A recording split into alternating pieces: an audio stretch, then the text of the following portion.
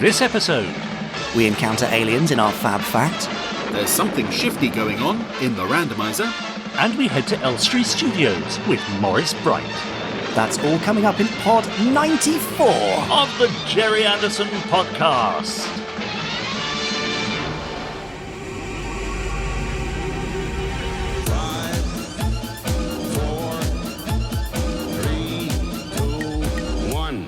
Let's get started.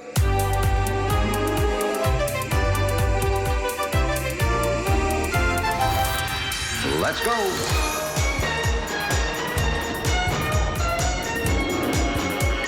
Spectrum is green. The Gerry Anderson Podcast with Jamie Anderson and Richard James.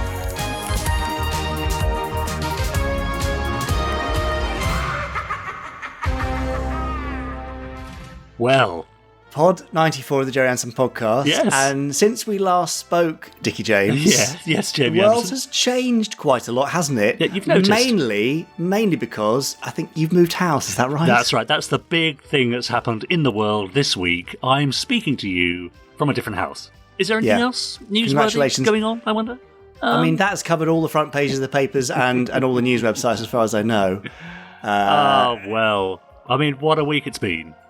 Well, what a few weeks. I think we need to treat this with some levity, but also a little bit of seriousness that it deserves.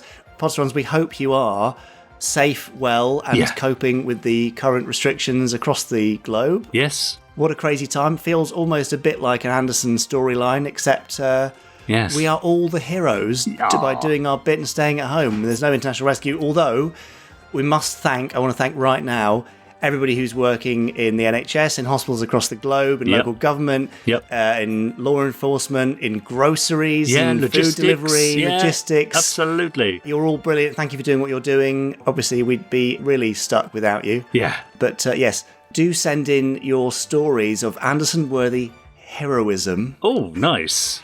To podcast@gerryanderson.co.uk, and we'll share what you're up to. I know some of our listeners are working in the health service and beyond. Yeah. So, share your stories, and we would love to share them with the wider audience. But thank goodness, Jamie Anderson, that at these difficult times, there's a place where you can come and spend at least an hour sharing in some Gerry Anderson goodness to lift your mood and brighten your day. Yes. It's the Gerry Anderson Podcast. Now, we haven't done any of the intros. We've forgotten. But you're Richard James. Yes, you're still Jamie Anderson. And we are the Gerry Anderson Podcast. Coming up this week, well, we've got all the usual stuff to show that not everything is change, but that some things in life will always remain the same. We've got Chris Dale's Randomizer coming up a bit later on, whereby he sits down in front of a random Gerry Anderson episode and gives us his thoughts and comments. We've got lots of emails, a bumper crop of emails this week that were sent into podcast@gerryanderson.co.uk. So I'll be spending a lot of time reading out your emails today. We've got some tweets, we've got some mentions on the Facebook page. We've got Gerry Anderson News, of course, coming up a little bit later. And we have an interview, of course. Who do we have this week, Jamie? We have television studio historian, film and entertainment buff, and chairman of Elstree Studios, Maurice Bright. Aha! I should apologise in advance because Maurice and I had planned to get together for an interview in person. Yeah. Obviously, given the current circumstances, that was not possible. Yeah. And so we ended up doing the interview on the phone. So the quality is a little bit rough and ropey. That's all right. We forgive you. You can I sound fine. It's Maurice who sounds a bit ropey. Right. But no, you can still hear it, and he is so full of enthusiasm. A really fun interview, and Maurice is a bit of a joker, a bit of a gagmeister. Oh, is he now? So you'll definitely have a few chuckles along the way. Great. We can look forward to that later on. Yeah, absolutely. And of course, we've got Fab Facts coming up imminently, I should imagine. Past form is anything to go by? I almost cannot wait to get to Fab Facts. Yeah, thought so. So should we just do it now? Oh, go on then. Here it is. Now, time for this week's Fab Facts. More to remind myself than anything else. Yeah. Fab Facts, Richard. I think that's where I've got a book of Fab Facts and I flick through it, and at a random point you shout Fab, and then I read out a fact from that page from the source of the Fab Facts, which is a book. Is that right? That does ring a bell, Jamie. I think you might be on the button there, yeah. Okay, fine. Well, let's just do that as I've described. Do that anyway. Here we go. Fab! How's that? Oh. Hey? Richard. Yes? This is quite an interesting one. It makes a change. No, go on. Terribly You're so rude. No. Because it links Anderson to another famous franchise. Oh, yes. So here we go. Dragon's Domain. Space 1999, Yeah, that space episode, which is famously scary and is often compared to, well, what alien-y horror movie do you think it might be compared to? Sort of giving it away there. Well, it's a bit alien, isn't it? Is that what you... It is a bit alien-like. In space, yeah. No one can hear you scream. Well, exactly, there you go. But actually, there's no direct connection there, but there is a direct connection to Alien and Gerry Anderson, which stretches back to the Supermarionation era, would you believe? Get away. Yeah, well, I'm going to finish this fab fact first on the podcast, and I'll get away at the end. So, Thunderbirds Are Go, the film from 1966. The Zero X travels to Mars and encounters some rather scary aliens, the rock snakes. You know, the ones, that are all coiled up and then they raise up and they've got big red eyes and they spit kind of fireball things. Yeah, like my agent, yeah. Well, they were designed by Derek Meddings and sculpted and built by Roger Dickin. Uh-huh. Roger Dickin also created 2 alien monsters that were seen attacking Thunderbirds 1 and 3 for photos taken for the TV21 comic. Oh. Some famous photos there. Right. It was a strip called Blazing Danger. Mm-hmm. But after Century 21, after Thunderbirds, he left to work on 2001: A Space Odyssey for Kubrick with Brian Johnson. Right, yeah. And he created creatures for other notable film companies such as Amicus, Tygon, and Hammer. Ah, right, yes. And in 1979, he was hired to produce a pair of nasty critters for some little tiny movie called Alien. Oh, a pair of nasty critters. So that'd be Sigourney Weaver and Ian Holm. Oh, ouch! Gosh, someone's feeling a bit sassy today. Claws are out. No. Well, speaking of claws, he built the face hugger. Oh, wow. And designed and built and operated the chest burster thing that erupts from John Hurt's torso. Great. Nice. So there you go. So if you're watching Alien, keep in mind that little chest burster has a distant cousin in the Thunderbirds Are Go rock snakes. And there is actually a tiny, tiny bit of a resemblance. Yes, no, I know what you mean. The style that Roger Dickin brought. And that's the connection between Supermarionation and Alien. Well, now, I have another connection. Actually, it's not Supermarionation. It's not even Gerry Anderson related at all. It's a tweet I read this week. But it does... I have a completely unrelated thing. No. It does tie into that very moment where John Hurt is on the table and the thing bursts out his chest. The strange noise that erupts from the alien as it scoots across the room. Remember that? Yeah. Yeah. I know who made that noise. Untreated, without any effects put over the top of it, it was, and if you're a child of the 70s you will know this name, Percy Edwards. Now, Percy Edwards used to appear in a lot of children's television programmes doing mainly bird sounds and wildlife noises. And apparently Ridley Scott took him to lunch and said, I'm looking for this kind of weird, otherworldly alien sound for when this strange thing bursts out of John Hurt's chest. And there and then, in the restaurant, Percy Edwards made the sound. And Ridley Scott went, well, yes, that's it. Took him into a sound booth, recorded it, no treatment, no overlay, no effects, nothing. Percy Edwards. Look him up. There. Wow. That's a great fact. Isn't it's not Anderson, but it's still a fact. Yeah, exactly. Well, do you know, I bet Percy Edwards met your dad somewhere along the line. Maybe. I'm going to look further into this. Yeah. If you've got any information on that podcast, do let us know. Yeah. Thank you. I don't know. I don't think I can top that. Well, ever. I mean, that's it. Pod 94. Let's call it a day. Done. Yeah, okay. Bye. No, we better carry on for at least the rest of this podcast. I think we should. But that certainly brings us to the end of this week's Alien Fact. There it is. Well, amazing. Marvellous. I quite like that one. Alien is one of my favourite films, I have to say. Alien and Alien 2 as well is Aliens. Aliens. Yeah, very good. Well, of course, Aliens is the one that Steve Begg worked on, isn't it? Indeed. So there's that connection. Yeah, Goodness me. So many Anderson connections. Yeah, absolutely right. Across the universe of film and entertainment. Yeah, you are listening to the Gerry Anderson podcast. Don't forget to please subscribe to us on whichever platform you're listening to us on. Also, leave us a rating or a review, or as we call them now, Jamie, a rating. Yeah. And don't forget to share us with your friends so they can hear us too. You can get in touch with us, podcast@gerryanderson.co.uk, as lots of you have been over the preceding weeks. For example, now, Jamie, I'm going to take you back to some of our earliest podcasts. Do you remember conversations we had with Pierre Fontaine, who was trying to ascertain the exact colour of Thunderbird 2, the Pantone colour codes? Do you remember all that? Yes, I remember because that one week I called out a Pantone reference and it was about right for something, wasn't it? Exactly. Well, I was reminded of that because Steve Bushell got in touch with us this week to say, hi chaps, here's a fan fact for you. Did you know that magenta, so from Captain Scarlet, the colour was originally called fuchsine or fuchsine? Fuchsine, named after the inventor of the colour. Magenta took its name from an aniline dye made and patented in 1859 by the French chemist François Emmanuel Verguin, who originally called it fuchsine. Wow. I mean, that's the sort of fact people come here for, isn't it? It could have been Captain Fuchsine. Could have been. Also, Anthony got in touch. Hi, Richard and Jamie. Now, that's just the way I like it.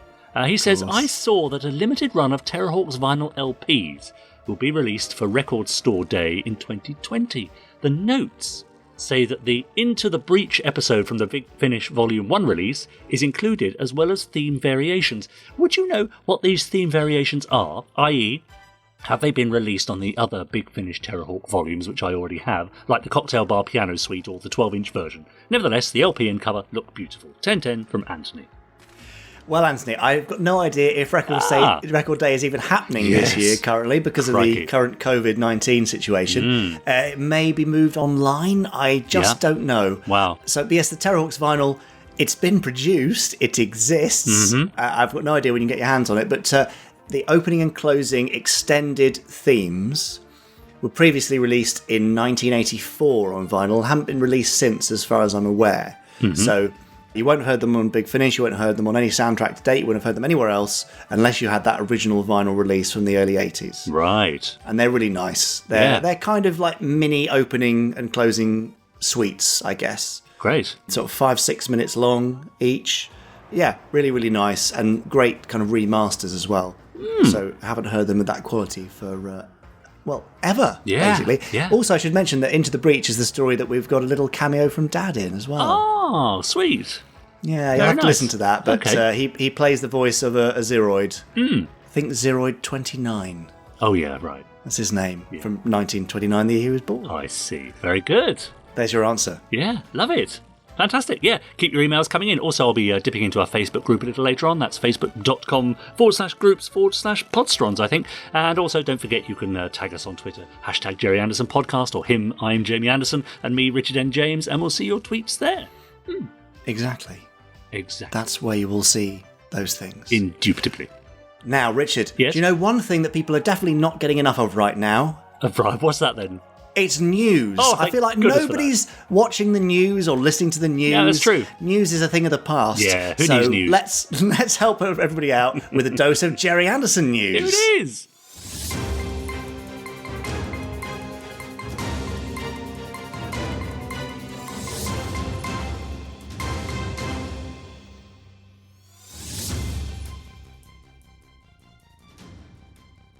Newsy news.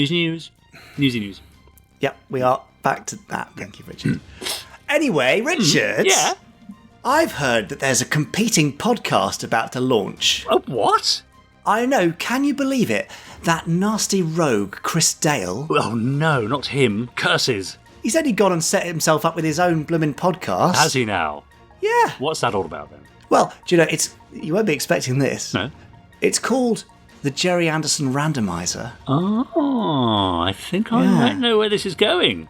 Really? Yeah. Okay, well, it'll be the exact same randomizer you've heard in the podcast before, but just in isolation, and obviously will end up being 89 podcasts behind, approximately, or 88 podcasts behind the current one. So you can go back and listen all over again. We're hoping that people will find it separately from this one. Yeah, and they'll be able to enjoy the randomizer in isolation, and it might inspire more people to watch a Gerry Anderson show on a Sunday. Lovely idea. Yeah, I approve. Perhaps we can come up with some sort of hashtag for that in due course. Great, I will look forward to it. Love a hashtag. Go onto your podcast provider of choice and search Gerry Anderson Randomizer, and you'll find it there. Lovely. Now, we can't avoid it, Richard. I'm afraid we've got to talk about coronavirus and COVID-19 and its effects on Ants Entertainment currently.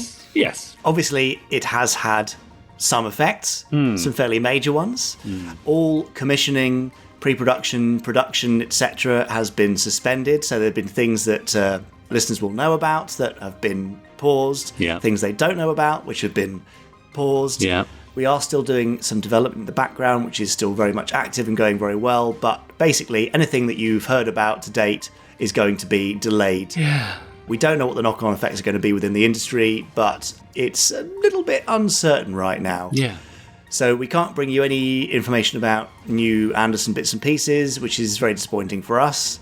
But, such is life. Everybody's in the same boat, but we just wanted to let you know that was the case there. One thing people can be certain, of course, of is that the Gerry Anderson podcast will continue and will be here every week. Yes, absolutely. We are trying to provide some certainty in that area. We're trying to carry on as much as possible as normal for the podcast, for social media, for YouTube. Yeah. The whole team is working really hard on some new YouTube content. You may have seen Thunderbirds Legends, telling the early story of Jeff Tracy and how he found International Rescue. If you haven't seen that yet, you'll almost certainly love it. Yeah, it's great. Everybody's been enjoying that. Yeah. YouTube.com/Gerry Anderson TV, and there's more stuff on the way. Also, because so many of you are going to be stuck at home, we have been working very hard to get some audio content out to you beyond just the podcast. Mm-hmm. We've done a deal with Big Finish to bring you downloads of all the existing Big Finish Anderson stuff. So Captain Scarlet, Terrorhawks and Space 1999, which you can download from the Gerry Anderson store. Lovely. We've also added some free episodes there, which you can get, for free. Yeah. Just go along, add them to your basket, do the checkout, there's no charge, and then you get the downloads at the end. Make sure you're downloading from a laptop or a PC, so you can unzip the files and then play them, then you can add them to whatever audio library you like to use. Nice. And we are working on more audio content right now. In fact, Richard, you and I were discussing something just before this, weren't we? Yes. We're doing some bits and pieces. We're working very hard in the background to bring you more, and there'll be more news on that in the next couple of weeks. Yeah. So sit tight, but do go along and grab those free episodes whenever you like. Great. Now, for the rest of the stuff on the store, currently, items that are stored in inventory that we have in stock, like DVDs and Blu-rays and CDs and keyrings and books and comics, all those kind of things are in stock and are still shipping, because thankfully our fulfillment warehouse that we use in Northampton have been deemed an essential service, so we are still shipping, and those things will ship pretty quickly. Yeah. Some inevitable delays in postage. I think certainly we can't deliver to Italy right now, maybe the same to Spain, and deliveries to North America are very slow because I think USPS are not accepting inbound international stuff. So there's some slowdown, but those things are still available. Anything which is manufactured on demand, that's most of our apparel stuff. Yeah, so caps tricky. and hats and t-shirts and hoodies and polo shirts and phone cases and quite a few of our posters and that kind of thing. We're still able to accept orders for those, but they will not be produced until our factory is allowed to reopen. Yeah. So we work with factories in the US, the UK and in Europe.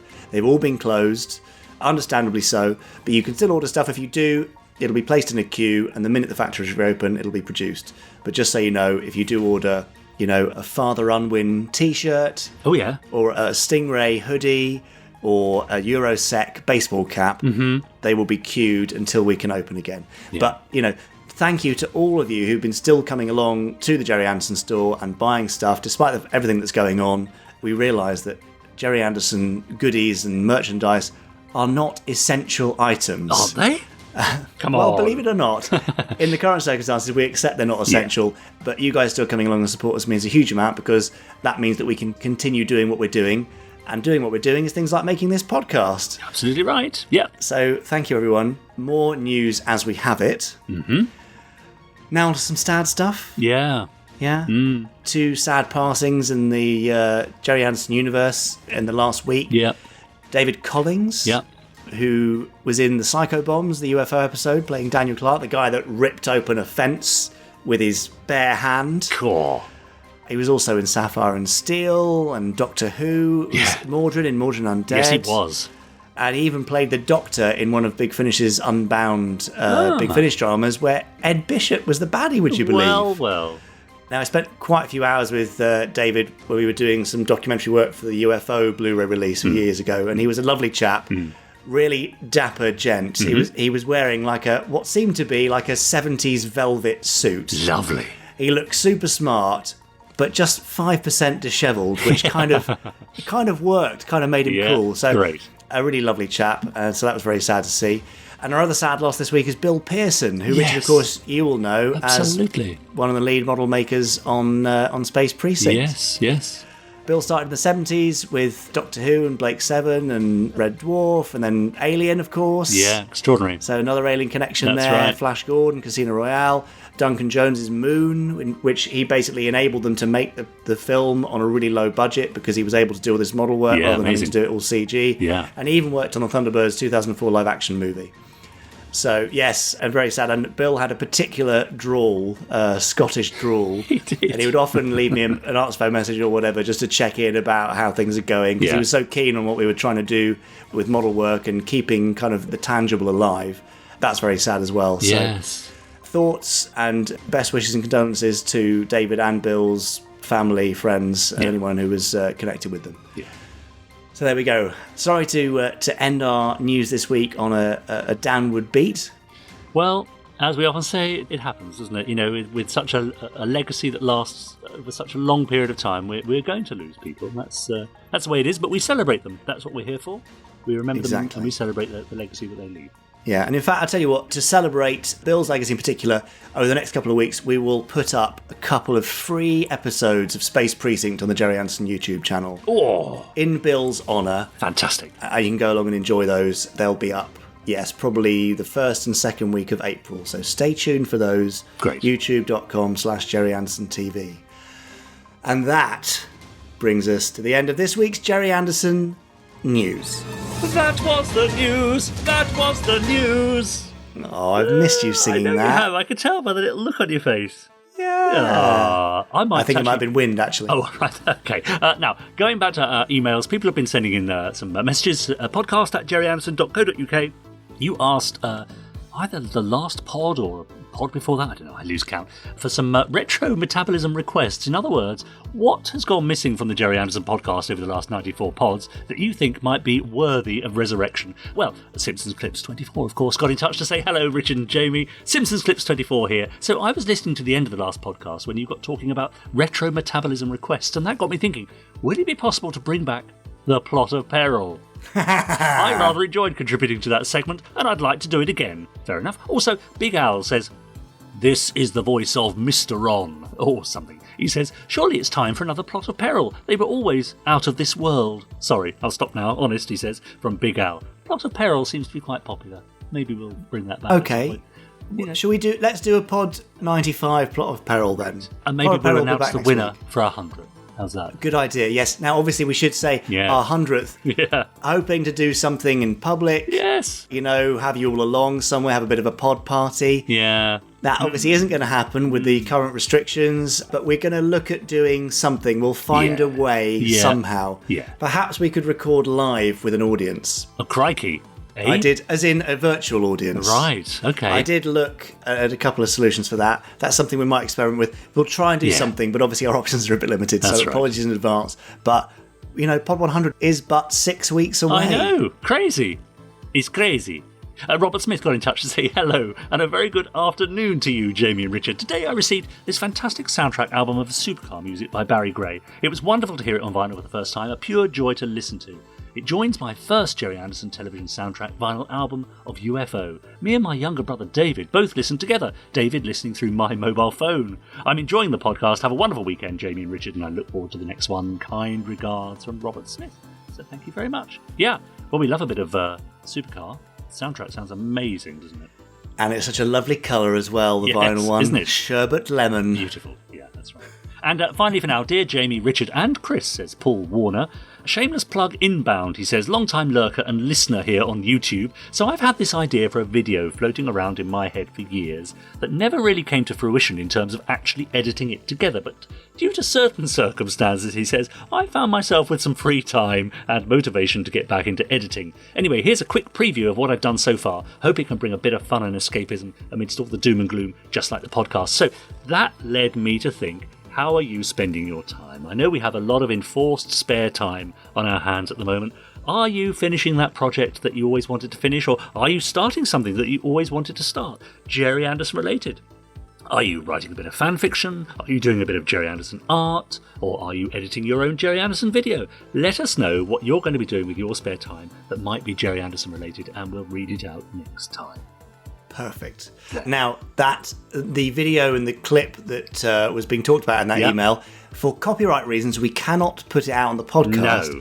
However, we can upload it into the Podstrons Facebook group. Ah, great. So let's put it there. Yeah. And if you want to see what he was talking about there, Yes. then pop over to facebook.com/groups/podstrons. If you haven't already joined, then ask the 3 questions. Otherwise, Richard Gatekeeper James will not let you in under any circumstances. And then you can find it there. Yeah, true enough. That's it. More emails later. Okay, good. Should we move on to a third-party interview? Okay. I mean, they're all interviews are third-party, I suppose. I suppose they are. I was going to say a third-party contribution. That's what I was looking for. Yes, that would have been much but more sense. I forgot that word. Yeah. Maurice Bright. Oh, yes. Now, if you've been to either of the Rick Davies celebration of ITC events, you'll know Maurice very well because he stands up at the front and gives the intro chat as chairman of Elstree Studios and cracks a few gags. Yes, he does. You know, very sort of self-deprecating humour and the odd dad joke as well. Mm-hmm. And Maurice brings both of those types of humour to this interview. And this is part 1 of 2. Maurice did meet Dad for an interview about Pinewood's, I think, 70th anniversary and the book they did for that. Yep. We get to that in part 2, but in part 1 we talk about how Maurice became fascinated with TV and film, how he became the chairman of Elstree Studios, what they do at Elstree, and also a bit about his fascination with watching Thunderbirds as a kid and sitting down to watch Thunderbirds with his dad. The kind of multi-generational writing, the writing on several levels, got him into everything Anderson. So, without further ado, let's hand over to Maurice Bright.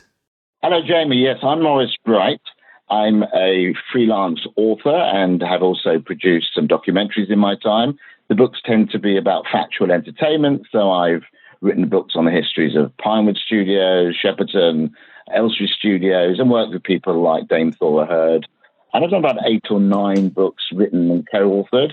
Also, I'm very privileged over the last 12 years to have been chairman of Elstree Studios, and that's the Elstree Studios in Bournemouth, where in recent times they've been filming shows like The Crown, Strictly Come Dancing, The Chase, Pointless, and so on. But historically, they were filming shows like Random Hot Turkey Feast and some of the great ITC and other action adventure shows of the 1960s. So that's what I do at the moment. Amazing. That's quite a CV, and it makes you very appropriate for the Gerry Anderson podcast, I think, Maurice. So we crossed paths at Rick Davies' ITC evening, which is held at Elstree, right? Yeah.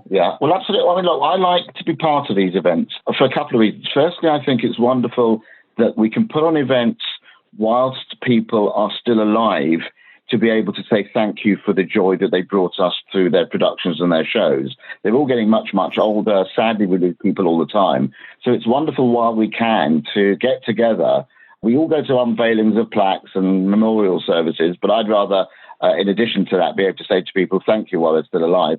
And also we like holding them at Elstree Studios because it's the home of so many of these classic programs that still to this day have a huge fan base.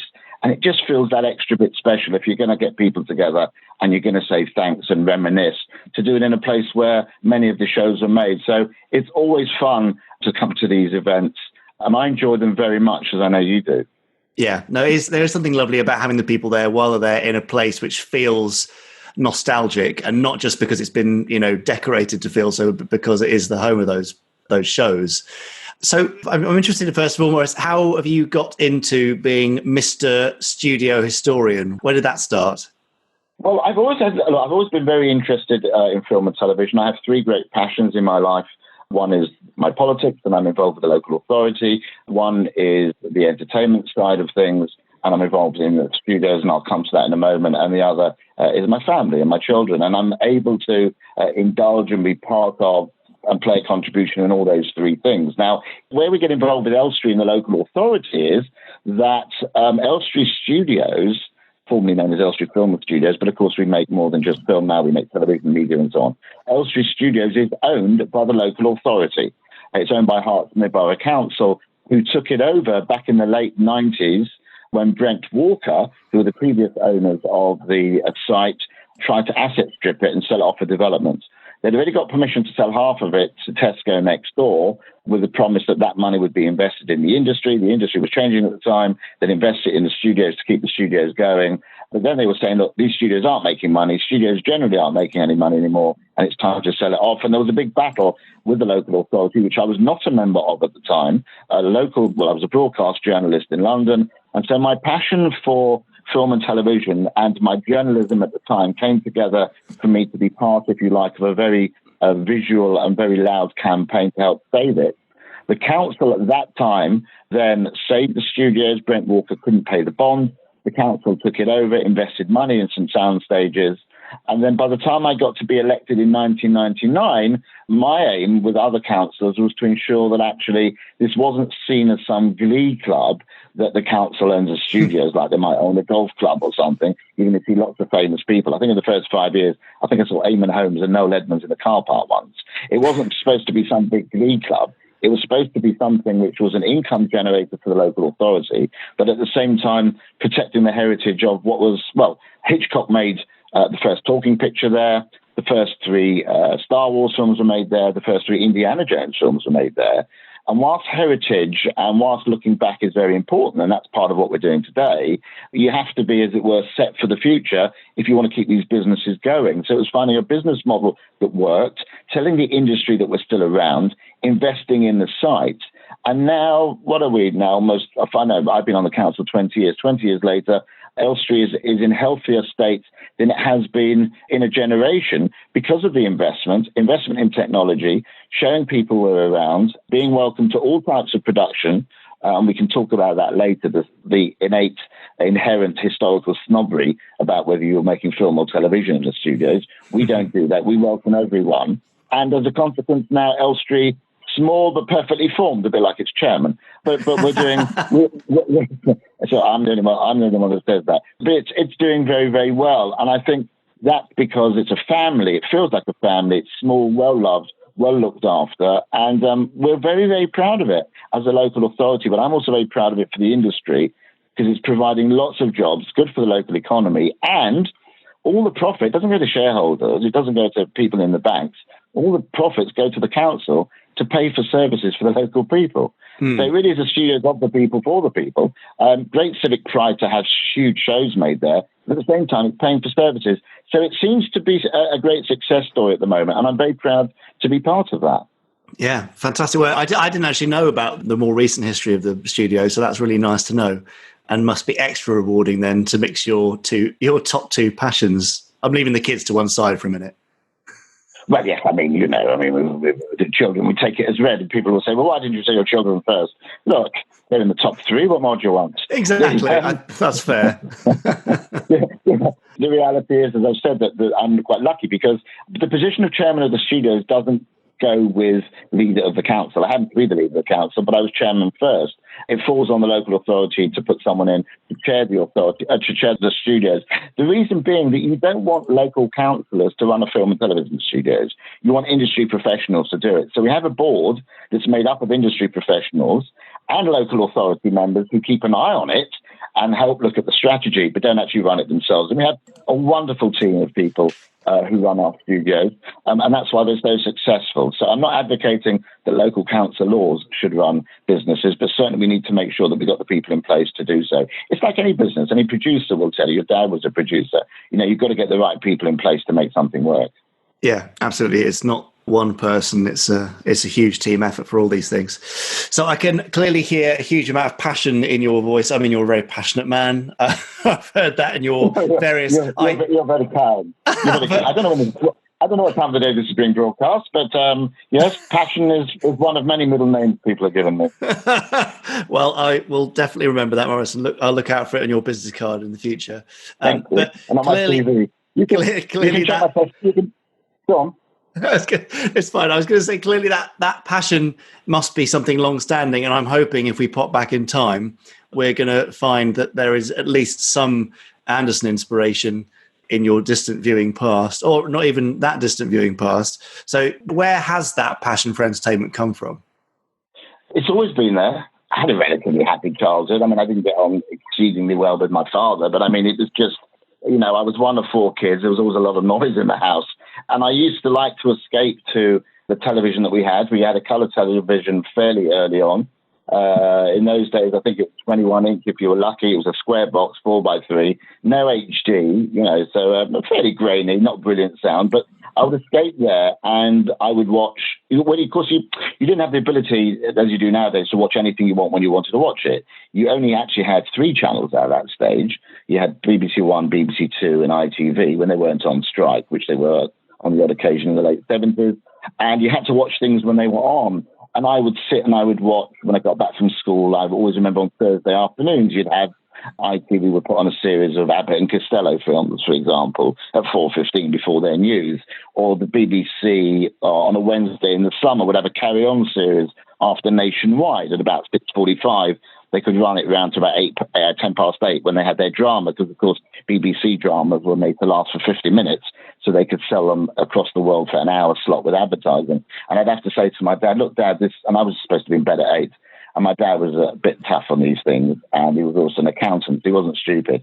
And I said, Dad, can I watch, I think it was Carrying Up the Tiber. I said, it goes on till, I was 8 or 9. I said, it goes on till 10 past 8. He said, well, you can do so. He said 2 things. Firstly, you have to be ready for bed in your pajamas before you watch it. So you go straight to bed. I said, yes, what's the other thing? He said, you have to wash my car at the weekend. I'm not going to give you any money for it. And I said, fine. So basically, I spent, and it wasn't easy, because I'm not a very tall man now. So at 8, it was very difficult. And he had a 4-14er.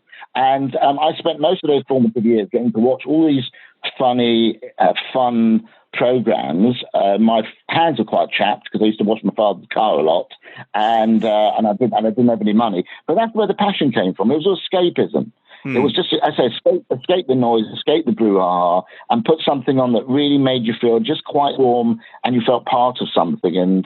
And even then, I'm learning the words, the scripts. The early carry-on films, I used to have scripts in my head all the time, the comedy lines. And you think you're a bit odd until years later you hear people like Peter Kay doing exactly the same thing, or you hear that Simon Cowell and Cliff Richard relax at night by watching old comedy or old cartoons and stuff. You think, actually, that's what a lot of people do.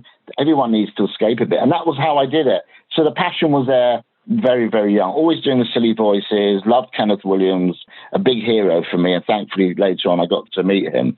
But there was all those shows, those formative shows. And, of course, your dad's show, Gerry Anderson Productions, were very much part of that. Very much part of it. I'm reassured to hear that. Yeah, it's funny you spend your childhood thinking you're an odd kid because, well, certainly until relatively recently, there was no chance to experience entertainment like that with social media around. But I'm glad that you've worked out that you weren't as odd as you thought, Maurice. It's taken me 45 years, mate. In the great football game of life, I'm well past half time. But in fairness, I think that people do, don't they? I think that's kind of one of the things we can pass on to one of the good things I could pass on to my children is that, I've got children of a varying age now, from 10 to 23, and they go through all sorts of pressures as a consequence of social media and stuff. There's good stuff to it and bad stuff. And actually, I can sit with them and say, you know what? We all I felt like this 45 years ago. I didn't know that anyone else felt like it at the time. So in some ways, you can share that. So it's not all negative nowadays. But certainly I did feel a little bit, I never felt quite as I fitted in anywhere. But now, 45 years later, I go to these conventions and I get up and do this stuff and I speak with other people and I find I know exactly where I fit in. I fit in with a group of people who just love to celebrate something that made them feel really happy when they were younger. And it's not in any way offensive. Doesn't damage or upset anyone, and it's just fun. And as I said, your father's input through his work, and I'm glad he was alive long enough to see actually the effect that it was having. In other words, just coming into the social media age, beginning to understand the passion, not just from letters coming in from around the world saying, please can I have a signed picture of this, that, or the other, but actually understanding how it's spreading still and how much this is still all loved. I'm really glad, because not all actors and actresses or producers or directors have had that chance. And I'm glad that he did. Yeah, no, absolutely. So, Maurice, focusing in on the Gerry Anderson stuff, can you relay to me any early or perhaps even your first experience of an Anderson show? What was it? When was it? And how did you feel? Right, it would have been, I was thinking about this last night, actually. And I'm pretty sure it was Thunderbirds. And of course, when I look back at, and I like to look back at facts and figures, of course, Thunderbirds would have been broadcast the first time in 1965. Now, I wasn't actually alive. I was born in 1966. It's broadcast at 7 o'clock. Now we're talking, it wasn't just made for children. It's not being broadcast at 5 in the afternoon. It's being broadcast at 7 at the beginning of the peak time, and it's going out on a Thursday evening. So again, it's not sort of snuck away in a difficult slot. And it's in colour. And of course, it's not being broadcast in colour. But I remember Thunderbirds very much in colour. And I think it was on Sunday afternoon repeats. Yeah. I'm pretty sure that would have been late 60s, maybe early 70s. So I would have been very, very young. And I remember watching it with my father. I do remember that. There's not many things I remember watching with Dad, but that I remember watching with Dad. We'd sit there and we really used to enjoy it. And again, I'm saying to you, we're talking about 21-inch screens from about 6-8 foot away, slightly grainy. But so we're not talking about firstly, it was fun. It was exciting. I was young. I would have been 6 or 7. It was a lot less scary than Doctor Who, which he had on at 5:30 on a Saturday. It frightened the life out of me. And it was really exciting. Of course, Thunderbirds was an hour. I know it was an hour with breaks, but even so, I think that's like a 52-minute show in those days. And it really felt like it had a story to it. And it was really exciting. And you knew they were puppets. Right? I mean, I wasn't a kid that thought they were real people. I knew Santa Claus didn't exist at that stage. Oh, I don't think you can broadcast that. Sorry, Santa Claus does exist. Sorry, but you know what I mean. It wasn't. Oh dear, people would be writing it in their 3s and 4s. I don't want you to think that somehow I thought they were real. No, but I think maybe it was even at that stage that my brain was saying, well, how did they make that? Or how did they do that? Because that's always been something to me, even to this day, that I sit and watch something, and it still annoys my family when I say, look at that, continuity error, look at that. And they said, oh, Dad, for God's sake, shut up, let us watch the TV. But I think even in those days, I was thinking, wow. And of course, we take technology and we take CGI, computer-generated imagery and everything, very much for granted. That wasn't done like that at all. That was really done the hard way, the tough way, the professional way in those days, the only way, and it was so good. And I just think it was just something that made me feel very happy. And I think it was Thunderbirds more than any other. I did like Stingray. I think, funny enough, I liked the end theme tune to Stingray more than anything else. I think I like the whole romantic idea of the two puppets kissing, and I was trying to work out whether or not they did or not, because I think did they, and it actually probably informed the way I kissed for several years until I learned otherwise. I was like that knock of teeth, and then I couldn't understand why people didn't want to go out with me for a while. And I understood why, but it was actually Thunderbirds for me, and then it would have been Stingray. Amazing. I'm sorry to hear that Marina and Troy's relationship damaged your romance. It damaged me. It was like, honestly, it was like two coconuts. Me and a girlfriend trying to kiss like that. Two coconuts stuck together. Well, at least you learned eventually. I did, and I couldn't find a woman with a tail anywhere. But they were nice, and it was sweet, and it made you feel happy, and it was just nice. And, nice is a very kind of naff word nowadays. But I call it the Saturday matinee feeling. The feeling you get, even nowadays, when and you get it very often now when you watch that great channel, Talking Pictures Television, and you sit down on a cold, wet winter's afternoon, and you just sit down, wrapped up, and you've got the heating up, and your lights are down, and you put on an old film or an old show that makes you feel really happy. The Saturday matinee feeling. And that's what your father's shows gave us. But they were very exciting. Let's not imagine that. I mean, this is exciting stuff for 7 and 8 year old, rockets going off and Secret Service and spies and everything. It was a bit like Bond for young people, I think. Absolutely, yeah. And the fact that you said that your dad sat and watched it with you is, I keep hearing that. In fact, there's sometimes 3 generations were sat in front of the telly watching it, which not many shows can claim. Can you remember what your dad's reaction was to it? What he liked about it, or was it something he just felt more able to tolerate and sit in front of with you? No, Dad was, I think Sundays he did really like to rest, particularly Sunday afternoon. And there was stuff in it which I didn't realise at the time. There was a lot of humour in the show, from what I remember. And my sense of humour at 7 or 8 wasn't as honed as it is now, and I wouldn't have necessarily picked up on that. I used to like it. I think it was when Thunderbird 4 went off. I found that very, very exciting. There was lots of noise and there was lots of fire and everything. I enjoyed all that kind of stuff. But Dad picked up on the humour, and I used to sit and watch him occasionally laugh and giggle at something, as in fairness he used to do when I used to watch a Carry On film, and I didn't get a double entendre because I was too young to understand it. But I got the physicality jokes, and that changes over the years. And I think that was where shows like Thunderbirds were very clever. As I said, originally went on in more or less a peak viewing time, because it wasn't made just for children. It didn't just patronise children. It said, this can be grown-up stuff as well. And so it made it for a mixed audience.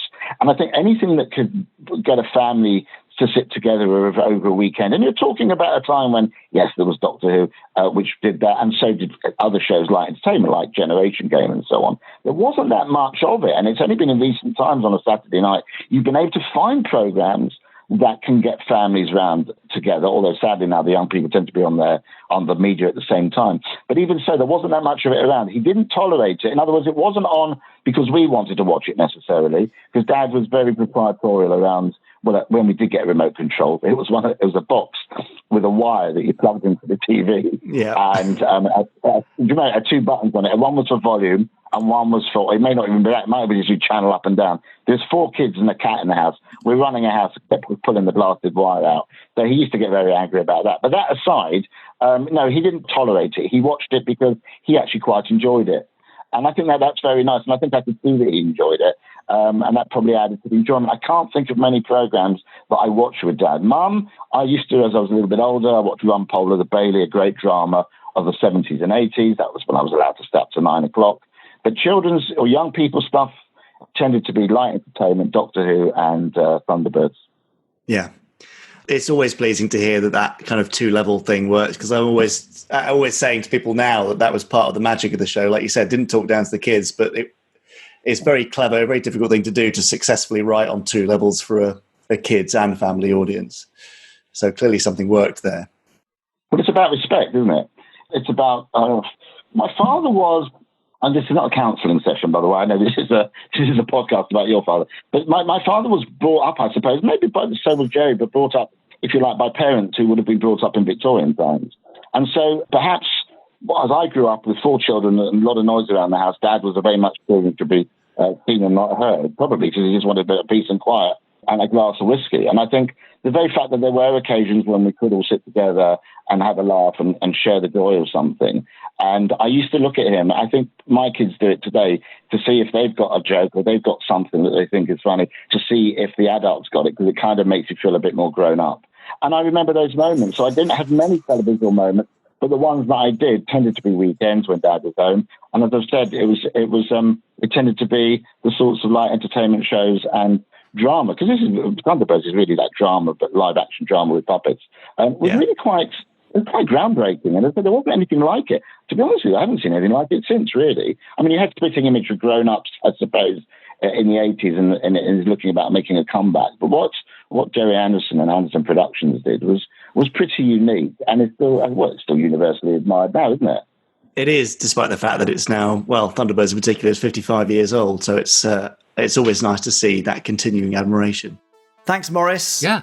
I mean, we could have ended up chatting for probably several hours. Yeah. I did end up wrapping it up because I think he has something to get to. He's Fair enough. Very busy man, leader of the local council and chairman of Elstree, and he's a historian. He's always writing stuff and doing things, and kids to look after, blah, blah, blah, blah, blah. But yes, thank you, Maurice. More Maurice Bright next week for part 2, in which you'll hear about when Maurice actually met Dad. And he has some really great insights into what made Dad the man he was in terms of his professional success. Yeah, right. I often ask interviewees how they view the world of Gerry Anderson and what makes something Anderson. Yes. But with him, I asked him what made Dad successful and the creator that he was. Yeah. And Maurice had some great insights there.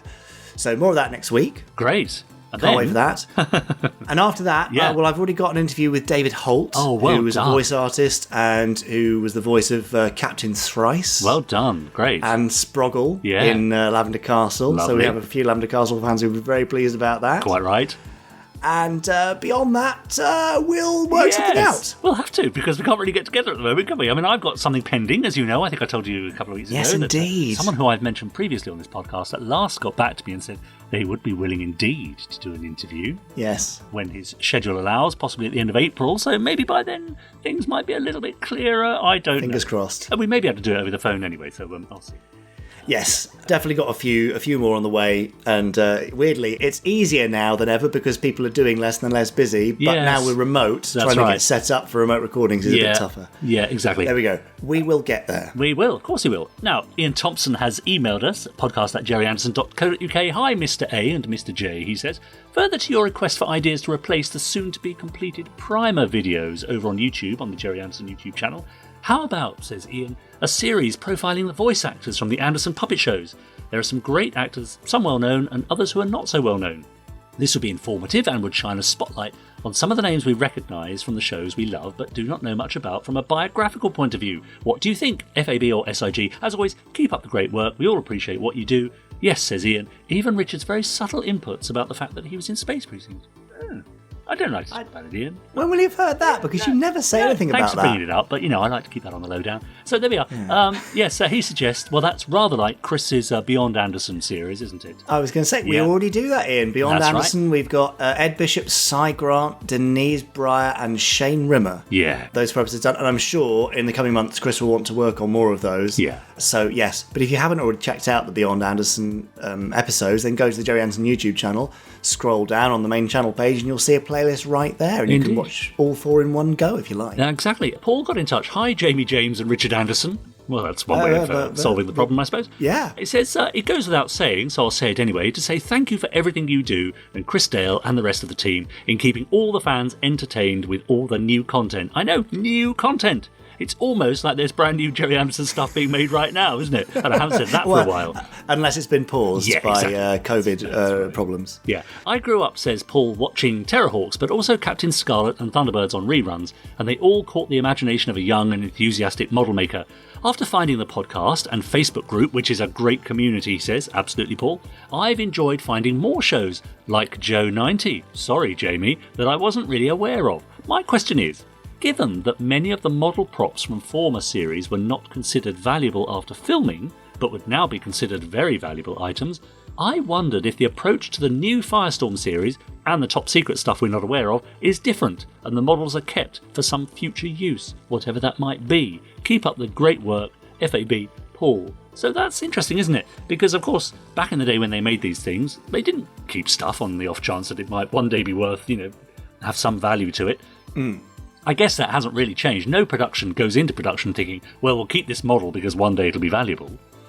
No, I think a couple of the big studios have got huge warehouses where they do keep the stuff. Yeah. Not just for that, for reference and for future production points of view. Well, so the reason all that stuff is very expensive and hard to come by and, is because there isn't very much of it. Yeah. If they had kept it all, then it would be a bit like, what the Tracy Lounge set, well, I don't need that because I've got the Crichton War That's right. one. It'll be a bit like signed copies of Space Precinct Unmasked, wouldn't it? Flooded the market. 10 a penny, they worthless. are. Yeah. Exactly. No, but that's the thing, isn't it? You could keep all this stuff. Yeah. But by the virtue of keeping it, you're therefore reducing the value. Yeah. And obviously, keeping things has a cost associated with it. Yeah. True enough. So that's right. Then you're like, well, we're spending money on stuff which is being devalued by virtue of us keeping it. Yeah. I can say that we had to chuck almost all the Firestorm minisode stuff because if you're making, massive sort of 2/5 scale sets, where's it going to go? They take up a huge amount of space, That's and we right. stored them for probably about a year. Yeah. And then we're like, well, we just can't. We can't do this. It's just not possible. That's right. Of course it is. So there are some items that have been kept, obviously. In fact, up on my shelf, just out of view of you, Richard, is the Cyclone Speeder built by David Tremont, which we've obviously kept. And I've got a few other vehicles around the house. That's right. And a few things in storage. But it's a funny one, that. It's a bit of a catch-22. But we certainly don't have the ability of, Warner's or Marvel or whatever to have a giant air-conditioned warehouse full of thousands of props, which is basically what they have. God, that's amazing, isn't it? James Pilson Wood got in touch on Twitter to say, hi team, I just wanted to highlight some really special work being done on the Facebook group by Abby. She's going live almost every day doing what she can to keep spirits high and staying positive. Credit to the group, he says. Absolutely. So yes, if you're feeling a bit low or a bit lonely and a bit isolated in your self-isolation, then if you're on Facebook, do head over to facebook.com/groups/podsterons because it really is a great community. Everyone's looking out for each other over there, checking in every day to see how people are doing, posting extra content, stuff they're making up themselves. For example, Tom Hodden's been reading some of his stories recently. Chris Thompson's been sharing his latest artwork. And yes, Abby's been running some daily exercise classes as well as producing the podcast's very own fanzine. So really worth a visit and do join in the fun. Exactly. Yeah. Very friendly. One of the friendliest places on the internet, I'd say. I agree. Absolutely. Second only to the Gerry Anderson podcast itself. That's it, exactly. Yeah, that's right. one of the things that makes this podcast such a friendly and happy place to be. Yeah, the presenters. The presenters. Yeah. One of whom is... Richard James. And another Jamie of whom is... Yeah, but the third and most important of whom is... it's Chris Dale. Yes, Chris Randomizer General Dale. Yeah. Chris is here every week with a random Gerry Anderson episode, and he watches it and says things about it. Yes, he does, through his mouth. And that's the Randomizer. So good, in fact, that it has its own podcast launching on the 5th of April. I don't know if you know. Go and search the Gerry Anderson Randomizer right now and subscribe to that. But if you can't wait to do that, then, we can just do it now, can't we? Yeah, let's do that now. In this podcast. Yeah. Okay. Here it is. Over to you, Chris. Well, it's not the smoothest lift I've ever been in, but I suppose you have to expect a bumpy ride when you're heading for the centre of the Earth. Oh, hello everyone. Well, we've got some very exciting news today. The Randomizer's been stolen. What's that, Marina? Oh, sad news. Yes, terribly sad. Anyway, luckily Brains thought to build a homing device into the machine, so we followed that under the sea, and now we're in a lift heading towards the bottom of a dormant volcano. I think we've actually gone beneath the Earth's crust. Oh, this must be our floor. Hello. Welcome to Voltana, Terranians. Oh, hello there. Who are you? My name is Torata. This is Fragile. Oh, what, like Fraggle Rock? No, not like Fraggle Rock. Anyway, we are the sole survivors of Centralius, the mighty civilization that has lived under the earth for thousands of years. Alas, this room is the only part of our dynamic city left, for a great disaster has struck. Yes. As you can see from this diagram we conveniently had prepared, our city was built in the shaft of the dormant volcano. However, the Doozers accidentally awakened the volcano with their construction work, and it flooded our city. The Doozers? Yes. But it's not like Fraggle Rock? No. Okay. We managed to secure and seal the protecting door. If you listen carefully, you can hear the fury of the volcano. Yes, that does sound very angry, but I still don't understand why you needed the randomizer. We used our electronic suction apparatus to draw in the first craft. Like you, we cannot breathe in water.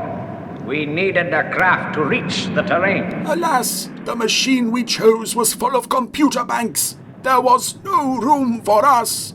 Oh, but there was this piece of paper too. Oh, that'll be this week's episode selection. Let's see. Oh, that's not too bad. So you'd like us to take you back to the surface, I suppose? Hey, where'd they go? Oh dear. We will take your breathing apparatus and escape to the surface. So long, suckers! Yes. Well, Marina, I guess the only thing we can really do is watch this week's episode and then hope that by next week we suddenly find ourselves in a radically different situation with no explanation at all as to how we escaped from this one. Does that sound good to you? No?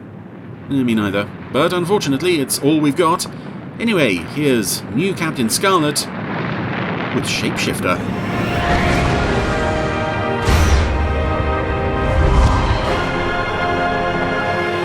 So here we are again at the back end of the second season, or new Captain Scarlet, and I do hope that we can get some more from the first season soon, because I don't want to use up all these later, much better episodes before we've got some of my lesser favourites out of the way. This is, to my memory, not one of the greatest from the end of the run. It's certainly quite imaginative. We start off with, I'm presuming, 2 Mysteron agents sneaking into, I think it's some kind of power complex, or it could be a lab. Getting past the red security beams by just clinging to the ceiling and doing a bit of gymnastics. Oh! They've got into this big secret lab room thing. They've swiped a card through the reader. It looked for a moment like that had Destiny's face on it, which I'm going to have to go back and check. If that was Destiny, then she's in league with these Mysterons. Or did she? Is that a reuse of a card that the woman who was impersonating her back in? The episode with the other Destiny? I'm from the power company. Skin Deep, that's the one. I've come to cut you off. There we go. Scarlet's here. He's making his rubbish jokes. And I really like... I always really like Crispin Merrill's music. There's a bit of sort of GoldenEye flavour to this score. Anyway, one of these Mysterons has led Scarlet down a tunnel with sort of glowing golden things. And he hit one of them. Some golden gas. Scarlet's not afraid of some golden gas, though. He's going to run straight through that. Because, you know, what's the worst that could happen? It could be toxic. Well... Mysteron's gone down the sewer. Which makes me wonder why the Mysterons didn't just enter the power complex through the sewer to begin with, if they knew it was there. Save them the trouble of gymnasticking over the security lights. And this is the episode where I think I mentioned it previously when I was asking how the original series Spectrum Caps know how to make a call. Here Scarlet just says night vision and the night vision lens comes down. That makes so much sense. That it's that the operation of the cap is dependent on what the agent says. Although it doesn't help Scarlet much. Oh. Mysteron just appeared out of nowhere, grabbed him, and Scarlet just shot him. Scarlet, report. The particle collider is safe. Hooray! So is Louisiana. Yay! What about the Mysteron replicants? Boo! I flushed them out. Oh. And we're just going to let the sewers take those alien bodies away. And the Mysterons don't care. They've got far more important things to do. Having a go at this gas. And what could be coming out of the gas towards Scarlet? There's another Scarlet. We killed our regular Scarlet. And again, I have to ask, why Spectrum body armour doesn't stand up to Spectrum weapons? Because it happened before in, I think, Dominion. Captain Oka was taken out by the stun charge of Scarlet's pistol, and now this new Mysteron Scarlet has taken out the original. I mean, I get that the weapons would have to be powerful, but I would also think that the armour would have to be powerful too. Scarlet to Skybase. I don't know. I'll rendezvous with the Swift in 20 minutes. SIG, Captain. And our dead Scarlet's going to be eaten by Croc. Which is a pretty... I really like the CGI animals in this show. The humans weren't always good, but that Croc was quite good. What have we got? A lot of blood in the water there after he was killed. Yeah, every week, certainly in the second half of the series, it was like, what CGI animal are we going to have this week? There was like a toucan, I think, in an eagle and a rat. Captain? The DNA test, sir? Oh, sure, Wheatley. Good old Wheatley. He's the guy who checks people in when they return to Cloudbase, Skybase even. Good to know I'm still one of the good guys. Thanks, Wheatley. So, this new Scarlet passed the DNA check, but he also touched Wheatley and is now able to turn into him, despite the fact that he only touched Wheatley's shoulder, which wasn't I didn't know you were back. there. He just touched his uniform. The observation deck. Want to join me? Thanks, but I should turn in. But you're looking very pretty tonight. Your hands are cold. Like I said, I should turn in. So the shapeshifter thingy has now taken Destiny's DNA as well. Yep, that all works for him. And again, I think this is something that the puppet show could probably have done, but not as well as the CGI show. This character who can just quickly change from one to another. And this sure is a pretty gun. Do we have to sell it, Eli? What in blue thunder did you do with the brains Mama gave you, Zachary? Sure, we're gonna sell it. And I really like this subplot, these two hicks who find the real Scarlet's body. He's one of them Spectrum fellers. Super military, you know what I'm saying? So the public know about Spectrum. Like somebody's going to come looking for him. At least in this world. I was never clear about that in the original. Oh, don't do that. Don't you remember nothing your mama taught you? Mutilating a man's a sin. How's he... Okay, that's quite a strange... Oh my god, they've got a hockey mask hanging from the wall. Okay. We're going full Texas Chainsaw Massacre with these two then, because that guy was about to chop Scarlet's arm off with a little pickaxe. Come on, we'll give him a proper burial in the morning. Somewhere no one will ever find him. Oh, well, at least they're going to bury him. They saved him from the alligator. Oh, and a lovely shot of the underside of Skybase panning in towards the gym where Captain Blue and Colonel White in a little session. And here comes Scarlet. Scarlet, good morning. Uh-oh. Paul, no! Colonel takes an eternity to work out that Scarlet's pointing a gun at him. Security to the gym, on the double. Oh, and that's it. Hit the window. Bit of an explosive decompression. Blue and White have grabbed onto things, but the Scarlet thing... Well, I don't know. He's been sucked outside. But as we'll see in a moment, he survives. This is a day I've long feared, and hoped against hope would never come. The Mysterons have taken control of Scarlet again. But not even he could survive a fall of 60,000 feet. Well, we see that the Mysteron thing is sort of just stuck to the outside of Skybase. I don't understand how he didn't fall, because there was nothing below the gym, but he didn't. He's all right. You won't be needing him none. And we ask you to make sure we get a good price for him and all. Amen. Oh. So they're burying Scarlet. You finish off here, brother. Conversing with the Lord always gives me a thirst. So presumably he's going to go off and... Oh no, he's having a bottle of Coke. I was going to say he was going to go off and get drunk, but it looks like he's just having a bottle of Coke. And Scarlet's awake. Zombie! Zombie! Zombie! Yeah, and there's a word you don't hear. The Lord moves in mysterious ways. There's a word you don't hear in Captain Scarlet all that much, considering the fact that it is basically a sort of zombie setup or body snatcher setup. Anyway, Scarlet's up and about, off to get a rhino out of this big water tower. And the exchange between Colonel White and Captain Blue in the previous scene... Colonel, I'm picking up a concealed rhino activation. ...is one of my main problems with this episode. Electronic signature. Scarlet's still alive. And we get a bit more of that here. What is it, Scarlet? Colonel, there's something on the loose that looks like me. Some kind of replicant. A replicant? It was at the LaRue Foundation. Came out of a cloud of gas.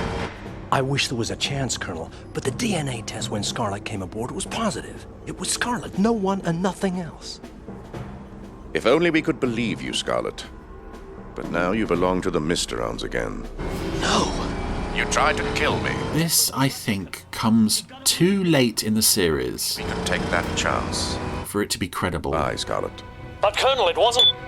If this had been like episode 5 or 6, then I could buy the fact that they would say, oh, Scarlet's fallen back under Mysteron control, as we all knew he would do. Going to do this? It isn't Paul down there. But the fact that we're 20-odd episodes in and Scarlet has done so much for every single one of these people... You know, I can accept that they would still have suspicions, but the fact that they all turn against him instantly and don't even entertain the fact that he might be telling the truth, because they've all seen some very strange things up to this point. No, we're just going to kill him. It just doesn't sit right with me, and it makes me question the rest of the series when, you know, to what extent these people can really consider Scarlet a friend, if they've apparently been thinking all this time that he might just, you know, become an alien killing machine again. I don't know. I may be alone in this. If I'm not, please let me know. But I just can't. I can't fit this episode so late in the series because of that, you know, that instant acceptance that Scarlet's betrayed them. It just doesn't feel right. Earlier in the series, fine, but not here. Anyway, the Angels have shot Scarlet's rhino off the bridge into the water. Captain, I want you to take a team and scour that reservoir.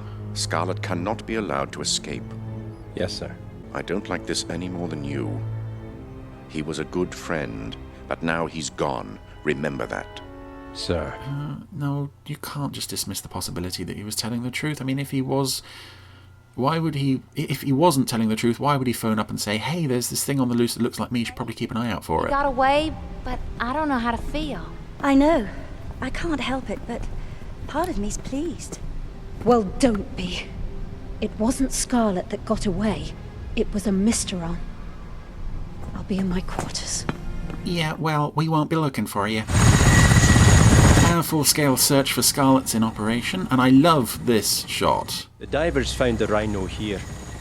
If he got out of the water, we'll find tracks. I don't know what it is, just the fact of the sight of blue, ochre, magenta and grey all together. What is it?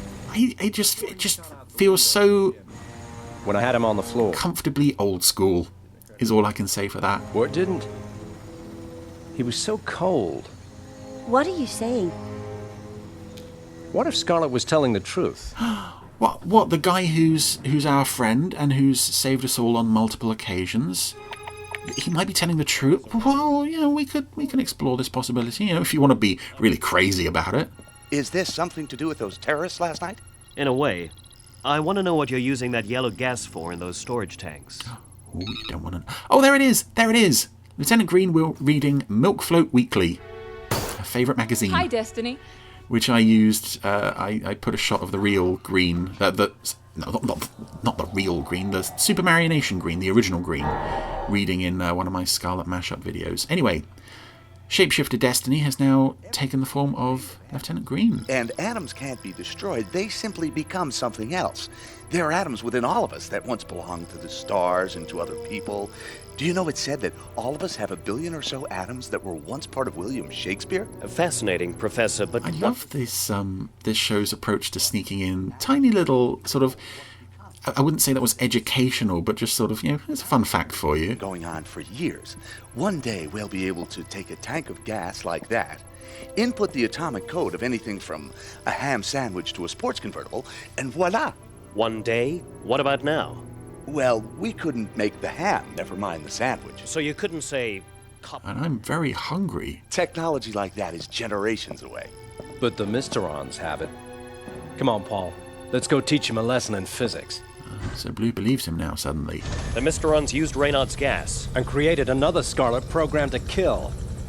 Blue to Skybase, come in. Go ahead, Captain Blue. Scarlet was telling the truth. I have to speak to the Colonel. Sorry, Captain. Can't let you do that. Ooh. What the hell is going on? Skybase, this is Blue. Come in, Skybase. It's dead. And what's gotten into Green? And where are Ochre, Magenta, and Grey? I left them at the bridge, and now they're not here. Comes into contact with. Remember, matter can't be destroyed, but it can change. So how the hell do we kill it? Lieutenant... That's Captain Blue's main question for anything. How do we kill it? I'm trying to fix it. Well, do it quickly. Oh, and the Colonel touched Green. Although, he only touched her shoulder.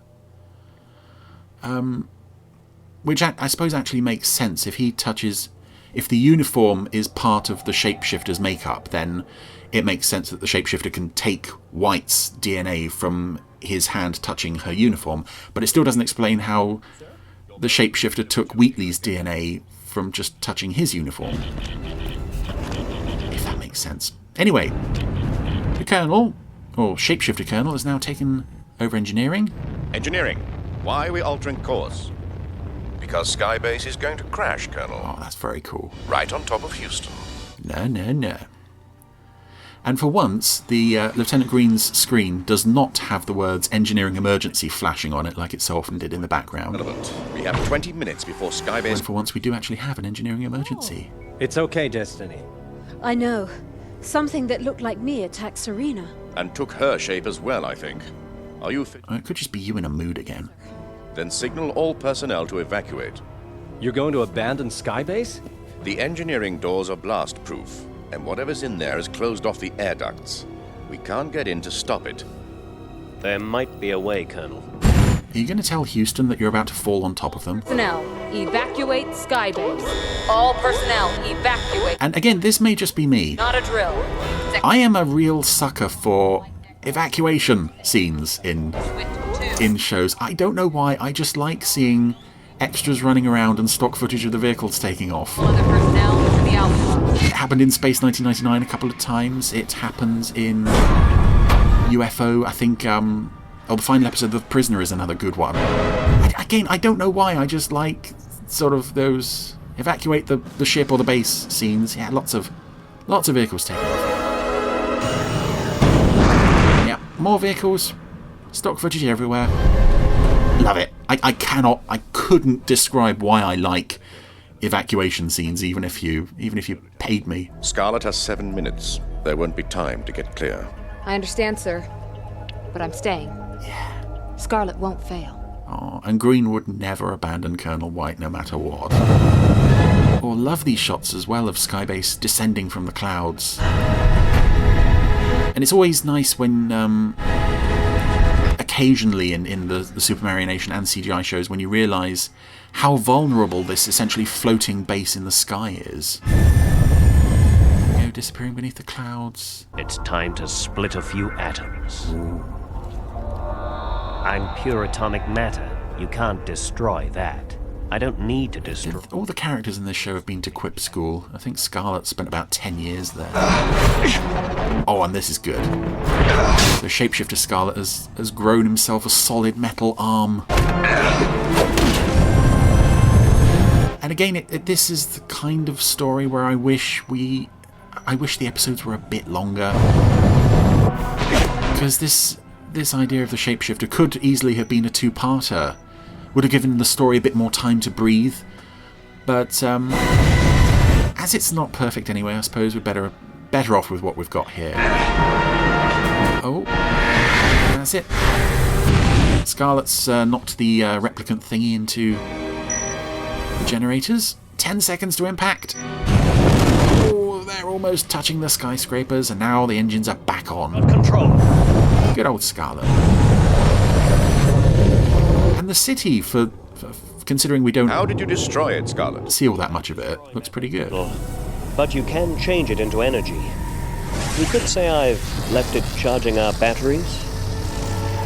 So that was Shapeshifter. Not one of my favourites. I think that whole Scarlet's betrayed us, as I always knew he would do, is just so difficult for me to take so late in the series. But despite that, some interesting character stuff with the two Hicks who find Scarlet, and the shapeshifter idea is really strong. I kind of wish we had more time with it, but then that sums up New Captain Scarlet as a whole. I wish we had so much more time with this show. I feel like we haven't had some New Captain Scarlet for quite a while. Yes, is that right? I don't know. I wonder when the last one was. I've sort of lost track slightly because there's just so many Gerry Anderson episodes. I know, and so many randomizers. It's almost like it's worthy of its own podcast. That's a great idea. Maybe we should launch one on the 5th of April and call it the Gerry Anderson Randomizer, hosted by Chris Dale. Make it so. Okay, I'm doing it right now. I know, love a bit of Captain Scarlet, but as Chris said, it's a bit weird so late on in the series for them to have a replica, actually Mysteronized under Mr. On Control Captain Scarlet, and then go, yes, he's definitely bad Captain Scarlet now. He's right, that episode should have sat 2 or 3 or 4 episodes into the series before they built up trust. So it's a bit of a weird reversal there. Yeah. But, a good fun one. And as Chris says, if you've got a base evacuation scene going on, then you're going to see all the lovely vehicles taking off, all the stock shots, all that sort of stuff. There is something quite cool about that moment in any series. Yeah, true enough. A show off of all the tech. Anyway, there you go. Now, with New Captain Scarlet, were they produced in the order in which they were shown? No. Right, okay. So that episode may not have come, in that place. I think it was fairly late on. Yeah, I mean, it's that thing where it's very difficult. It was very difficult there with Lydia Telly to have big arcs in kids' shows, kids' series, because they've been shown in a random order. Yeah. But this was produced and written quite late on, so... Yeah. Still a good one, though. Yeah. Love a bit of New Captain Scarlet. Yeah. If you want to check out New Captain Scarlet, there's a few free episodes on the Gerry Anderson YouTube channel. Yes, there are, yes. And also, you can order the Blu-ray because it is in stock. Great. And I think it's region-free, so it doesn't matter where you're in the world. You can watch that in high definition, as it was always intended to be watched. Lovely. Sounds good. That's it. Well done, Chris. Well, we'll see you next week for another Randomizer, and we look forward to your very own podcast. In the meantime, I've got another email. Do you want to hear it? Yes, I'd love to. I thought you might. It's from Adam. You know Adam. Hi, Adam. Yeah. Adam says, "Hi, Jamie and Richard. Thank you very much for taking the time to read my email. With such a multitude of content Gerry brought to the world, we all know that there could have been even more. I'm intrigued about the projects that only got as far as pre-production, such as 5 Star 5 and Operation Shockwave, etc. Do you think that there could be videos about those that never made it? Speaking of 5 Star 5, I know it was pitched as the Magnificent Seven in space, but in 1980, Roger Corman produced Battle Beyond the Stars, which has a similar premise. I'm sure it was just a coincidence, but was Gerry aware of this at the time? Thank you again. Keep up the good work." From Adam. Battle Beyond the Stars. Roger Corman. Very similar premise, apparently. Sometimes these ideas are just in the air, aren't they? And actually... Well, it was Star Wars era, wasn't it? So, yes. Yeah, exactly. And the Magnificent Seven is a well-worn theme, isn't it? Yeah. Gathering together of various people that go on a quest or a journey. That's sort of Guardians of the Galaxy now, I suppose. Yeah, very sure. similar. That's right. So I think examining the shows that might have been could be a great video series. Maybe that's something we can look into. I don't think Dad had any awareness of that particular feature, and also for him, once the project was done, whether it was completed successfully or whether it fell over, in his mind, it was like, well, that's that. That's right. Move on. Gone. Yeah, that's right. So probably didn't give it a second thought. No. Fair enough. Yeah, there we are. So do get in touch with us, podcast at gerryanderson.co.uk. We've been getting a lot of emails. It's almost like a lot of people have a lot of time on their hands. Funny that, isn't it? Can't imagine why. No, but we do love to hear from you. Perhaps even more at the moment. We want you to feel that we're here to read your messages out, as many as we can. So do send them in, podcast at gerryanderson.co.uk, and we'll do our best over the forthcoming months. Yeah. Right. I feel like that's probably it, isn't it? I think it's certainly it for now. We've exhausted all the scripted material anyway. Yes, I think we did that in the first 5 minutes, to be honest. But yes, is true. Yes. So, hello, Minnie. The dogs come and say hello. Isn't that sweet? Yes. So, as Minnie had just said, please do leave us a review, a rating, or a revating, as we're now calling them. Indeed. Do subscribe to the podcast. Email us podcast@gerryanderson.co.uk. Join the Facebook group, facebook.com/groups/podsterons. Yeah. Let us know what you're doing with your free time. Yeah. And go and enjoy everything on the YouTube channel. Yeah. And maybe go to the Gerry Anderson store and pick up some free downloads. Lovely. And look out for all the stuff that's coming up there. We're doing our very best to keep you entertained at this absolutely bizarre time. Yeah. But do stay well, stay safe and stay healthy home. and all that. Yeah. And stay home, or whatever your local government advice is. Indeed. Well, you don't want to tell somebody to stay at home if they're not. No, you're quite right. That's right. Yeah. And thank you again to all of you who are doing essential work. Again, anyone who's in the NHS or hospitals or medical stuff around the world, transport, local government, food, all that sort of stuff. Yeah. I did notice also that in the UK, at least, off licences had been deemed to be an essential service. Yes, quite right too. So if you're all keeping us going with beer and wine, etc., then thank you very much as well. Yeah. Be kind to each other, be lovely, and be nice. It's a great time to do that. Yeah. And we will be back next week with Pod 95. Yeah, let's do Pod 95 next week. Yeah, or I think they say 8015 in France, don't they? Crikey, that's complicated. Yeah, so we'll see you in Pod 8015. See you then. Bye. Au revoir.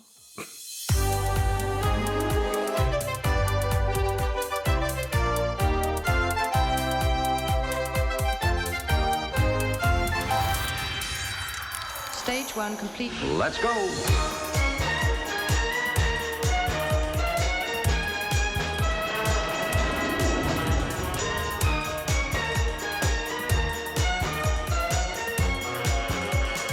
Spectrum is green.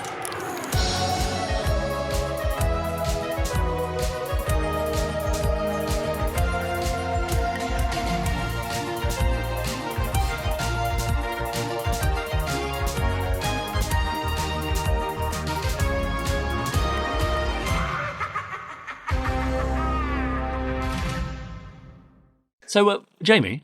Yes, Richard James? When am I going to get my own podcast? Oh, the Dickie James Space Precinct podcast? Yeah. Hey! What? Just a minute? I've just had a thought. Go on. How about an audiobook version of Space Precinct Unmasked? Oh, really? How would you feel about that? Yeah, okay. I could probably do that. Could you read that? Could you record that? Yeah. I think we should do that. Do people want to hear it? I mean, we can't tell about that. We can't possibly tell, but I think it might be worth a punt. You're on. Okay, yeah. I've got time on my hands, and I've got a voice, and I've got a book. You've got all the things you need to make this happen. Podsterons, unite and email and tell Richard you'd love to hear an audio version of Space Precinct Unmasked. I know I would. Great. Right, better be off to it then. Get started. Now, Goodbye. Where did I put that book? Charlotte, have you seen the copy of Space Precinct Unmasked I keep under the coffee table? You have been listening to the Gerry Anderson Podcast. Wasn't it fun?